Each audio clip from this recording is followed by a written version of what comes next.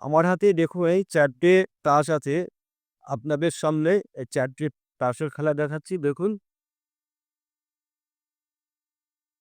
একটা আছে সায়েত, একটা আছে দিবি, একটা আছে বোলাম, আর একটা আছে হরতলদাস করা।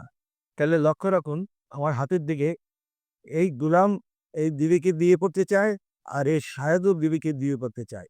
এই জন্য এদের ভিতরে গন্ডগোল লেগে গেছে। তাহলে দেখুন আমি আস্তে, আস্তে করে বন্ধ করে দিচ্ছি। খেয়াল রাখুন। আচ্ছা, এই এই হরতলের ১০ করা দিয়ে আমি একটু ওদের হাওয়া করে দিচ্ছি। আচ্ছা, আমি যখন বলি 1, 2, 3 তখন একটু আপনারা হাতের তালি দেবেন। 1, 2, 3 ঠিক আছে?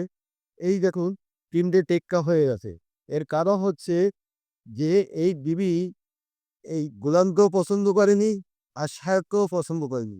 তার জন্য মানে ৩ টেই টেক্কা হয়ে গেছে। এখানেই খেলাটা আমি সমাপ্ত করলাম।